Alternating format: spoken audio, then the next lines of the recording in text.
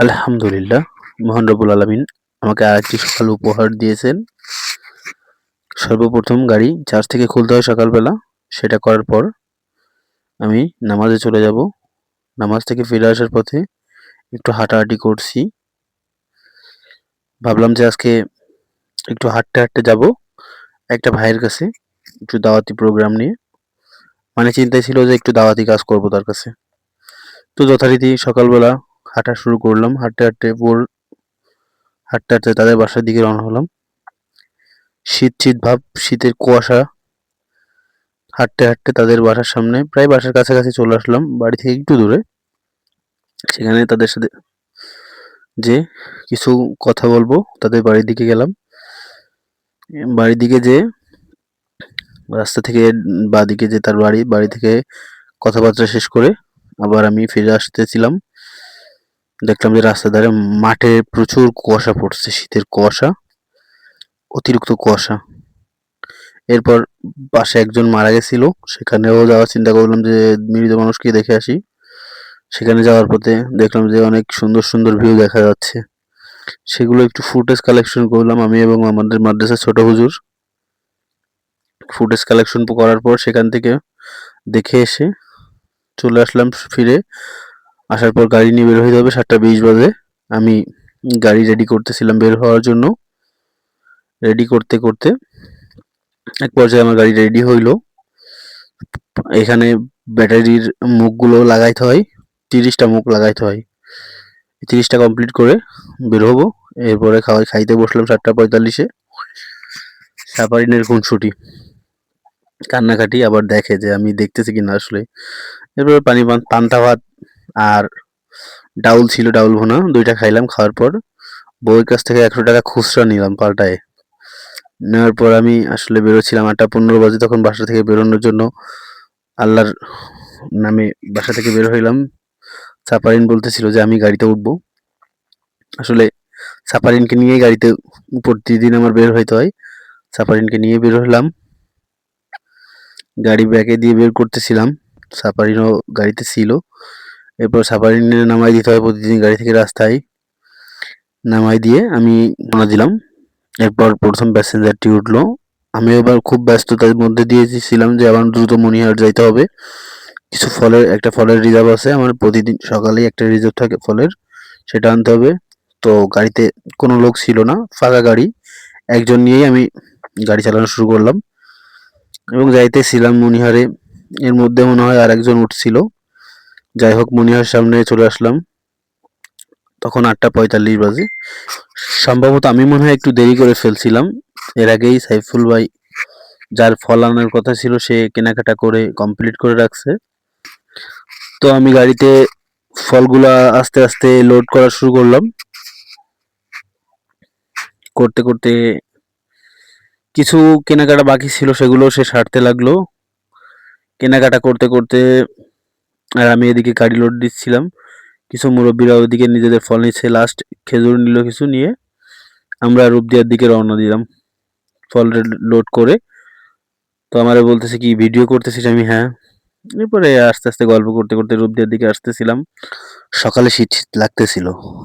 ইতিমধ্যেই আমরা রূপদিয়া চলে আসলাম। রূপদিয়া এসে মাল আনলোড শুরু হয়ে গেছে। মাল আনলোড করে আমি এবার 9:20 বাজে, এখন সিরিয়াল দিলাম। গাড়ি পার্কিংয়ে রাখলাম আমাদের রূপদিয়া স্ট্যান্ডে। আমরা যেখান থেকে মনিহারের উদ্দেশ্যে গাড়ি ছাড়ি, সিরিয়াল দিয়ে প্রায় 8-9টা গাড়ি পরে আমার গাড়ি পড়ছিল। তো একটা একটা করে গাড়িগুলো সব লোড হচ্ছিল, লোক নিচ্ছিল, ভরছিল ডেকে ডেকে। এবং এক পর্যায়ে সবগুলো গাড়ি কাটতে শুরু করলো। কিন্তু অনেক সময় লাগছিল গাড়িগুলো একটা কাটতে, কারণ শুক্রবার ছিল।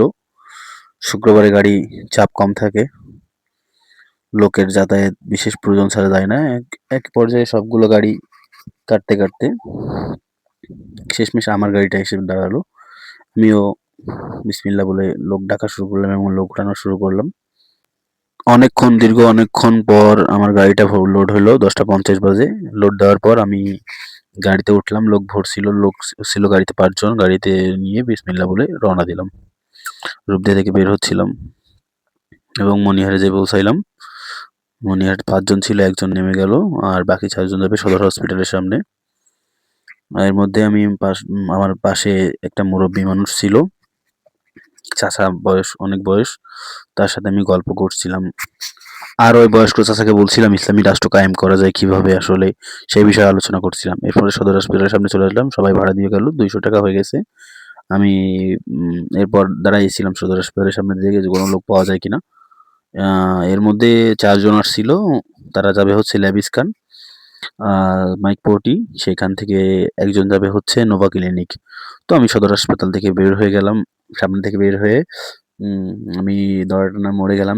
একটু ট্রাফিক জ্যাম ছিল, শুক্রবার ট্রাফিক জ্যাম থাকে একটু। ট্রাফিক খুব সুন্দরভাবে ডিউটি পালন করছিল। আর ট্রাফিক জ্যামও আস্তে আস্তে ক্লিয়ার হইলো, আমি আগাইতে শুরু করলাম। যাইতে যাইতে চলে আসলাম প্রায় লেভিস খানের সামনে, এবং লেভিস খানের সামনে নামার পর যার জন্য 40 টাকা ভাড়া দিয়েছিল, আর আগে 10 টাকা ছিল। এরপর আস্তে আস্তে আমি নোভা ক্লিনিকের সামনে গেলাম। কিছু হাঁস ছিল রাস্তার মাঝখানে, দেখলাম রাজাহাঁস। জানি না শহরের মধ্যে রাজাহাঁস দেখা যায় কিনা সচরাচর। যাই হোক, নোভা ক্লিনিকের সামনে নামিয়ে দিয়ে আমি আবার গাড়ি ব্যাক করে নোভা থেকে চলে আসলাম ঘুরে, খালি গাড়ি নিয়েই, একবারে লোক ছিল না কোনো। ব্যাক করে চলে আসলাম সোজা হোটেল জাবির ইন্টারন্যাশনালের সামনে, চিত্রার মোড়। সেখান থেকে আবার যাওয়া শুরু করলাম মণিহারের দিকে। মণিহার যাওয়ার পথে রাস্তায় একটা জিনিস দেখে আমার চোখ আটকে গেল। সেটা হচ্ছে, ছিল শুক্রবার, আরো মাসের প্রথম শুক্রবার। মাসের প্রথম শুক্রবারে একটু খাবারের ব্যবস্থা করে আর কি, গরিব দুঃখীদের জন্য, যশোর আর এন রোড। অনেক সুন্দর একটা আয়োজন করে তারা। আমাদের যশোরে আর কোথাও এই ব্যবস্থাটা নাই। যশোর আর এন রোডে একমাত্র বিনামূল্যে দুপুরে খাবার ব্যবস্থা আছে। যাক আলহামদুলিল্লাহ, আল্লাহ আল্লাহ তাদের উত্তম প্রতিদান দিক। এরপর মণিহাট থেকে আমি আর কি রূপদিয়ার উদ্দেশ্যে আবার রওনা দিলাম। পথিমধ্যে রাস্তায় লোক নামাইতে হবে, রাস্তায় লোক নামানো দরকার ছিল। বকচর এসে একজনকে নামাইলাম, উনি নেমে চলে গেল। যাইতেছিল উনি, আমিও গাড়ি আবারও সাইড করে টানা শুরু করলাম। আমি আস্তে আস্তে গাড়ি রানিং করলাম। রানিং করে এসে আবার রাজারহাট মোড়ে এসে দাঁড়িয়ে কিছু সময় দু একজন লোক উঠাইলাম, উঠায়ে ওইখান থেকে আবার রূপদিয়ার উদ্দেশ্যে রওনা দিলাম। কারণ আমার রূপদিয়াতে আসতে হবে, আজকে জুম্মার দিন নামাজ পড়তে হবে। জুম্মার নামাজ পড়ে আবার বাজার করতে হয় আমাদের। জুম্মায় সপ্তাহে একদিন শুক্রবার হাট বসে, হাটে বাজার করতে হবে। তো যাই হোক, আমি গাড়ি নিয়ে আবার টান শুরু করলাম। রাস্তায় ছিল আমার গাড়িতে তখন 2 জন ছিল মনে হয়। তো আমি 2 জন লোক নিয়ে প্রায় খালি গাড়ি, অর্ধ খালি আর কি, ওটা নিয়ে আমি লোক নিয়েই চলে আসলাম রূপদিয়ার দিকে। আসতেছিলাম, আমাদের রাস্তা অবস্থা ভালো না, রাস্তা ভাঙ্গাচুরা। ভাঙ্গাচোরা রাস্তা দিয়ে চলাচল করতে হয় আমাদের, অনেক কষ্ট হয় এটুকু জায়গায়। রাস্তাটা খুব অনেক খারাপ অবস্থা। সেখান থেকে এসে রূপদিয়া পৌঁছলাম। এসে দেখলাম যে না, লাস্ট ট্রিপে সব মিলে ওই 50 টাকা সহ 100 টাকা হয়েছে আমার। তো আমি টাকা পয়সা নিয়ে আমি গাড়ি পার্কিংয়ে রাখবো, গাড়ি তালা মারবো। এটা হচ্ছে আমি যেখানে পার্কিং করি আমার গাড়ি প্রতিনিয়ত প্রায়, সেটা হচ্ছে রূপদিয়া বাজার মার্সেল শোরুম। রূপদিয়া বাজার মার্সেল শোরুমের সামনে আমি গাড়ি রেখে তালা মেরে যাচ্ছিলাম বাজারের দিকে, বাজারের ব্যাগ নিয়ে। যাইতে যাইতে আমি মার্সেল শোরুম থেকে বেরোলাম।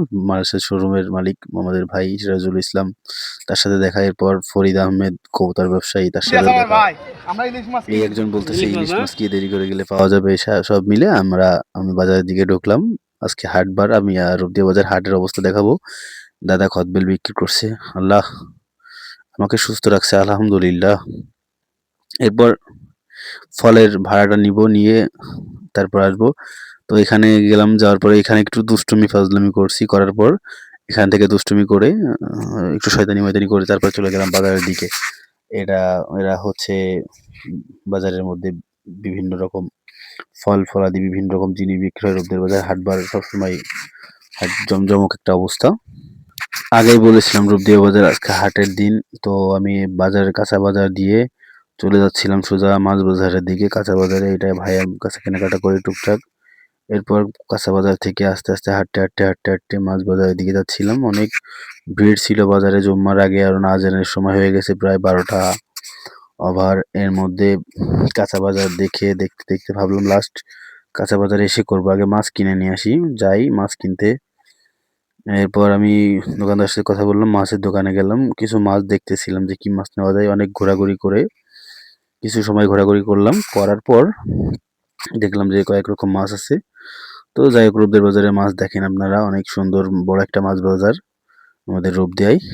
রূপদিয়া বাজার অনেক বড় বাজারের মতো, রূপদিয়া বাজার আসলে অনেক বড় একটা বাজার। যাই হোক, অনেক রকম মাছ ছিল সেখানে। তো পাশে একজন আবার দেখলাম যে মাছ, অনেক রকম মাছ নিয়েছে, সেখান থেকে আমি পছন্দ করে মাছ কিনলাম। মাছ দামাদামি করে মাছ কিনতে হয়। তো যাই হোক, আমি দামাদামি করে আর কি মাছ কেনার জন্য ট্রাই করতেছিলাম যে কি এরপরে আরেকজন একটা সিলভার কাপ কিনলো। তারপর মাছ টাছ কিনে আমি ভাবলাম যে না, মাছ কিনা হয়ে গেছে, এখন আর বেশি ঘোরাঘুরি না করে আমি চলে যাব কাঁচা বাজার করতে। কাঁচা বাজার করতে যাব, কাঁচা বাজার করতে যেয়ে কাঁচা বাজার নিয়ে চলে যাবো জুম্মার দিন আজকে, যেহেতু কাঁচা মাছ বাজার সব কমপ্লিট।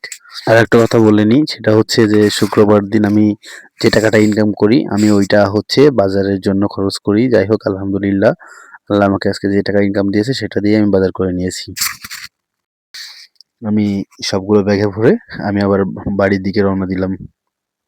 বাড়ির দিকে রওনা দিতে দিতে আমি আবার বাড়ির পাশে ভাই একটু বাজার দিয়ে পাঠাইছিল, তাদের বাসায় আবার বাজারটা নিয়ে যাইতে হবে। যাই হোক, আমি তাদের বাসার উদ্দেশ্যেই রওনা দিলাম। আমি আমার বাড়িতে না যেয়ে তাদের বাসায় গেলাম। এখানে মসজিদে আজান হয়ে গেছে ইতিমধ্যে। বাচ্চারা নামাজে যাচ্ছে, মসজিদের বাচ্চারা। এখানে আমাদের মাদ্রাসা ২টা স্টুডেন্ট ছিল, তারা নামাজে যাচ্ছে। যাই হোক, তাদের সাথে একটু আবার দুষ্টুমি করলাম। আমাকে সালাম দিছে এবং তাদের সাথে আমি ফাজলামি ও সালামের উত্তর নিয়ে ফাজলামি করছি। করার পর আমি বাজার দিয়ে আমার বাড়িতে আবার চলে আসলাম। আল্লাহ আমাকে সুস্থভাবে বাড়িতে আসার তৌফিক দিয়েছে, আলহামদুলিল্লাহ। আমার এই ভিডিওটি ভালো লেগে থাকলে সাবস্ক্রাইব করে পাশে থাকুন। পরবর্তী ভিডিওতে দেখা হবে ইনশাআল্লাহ।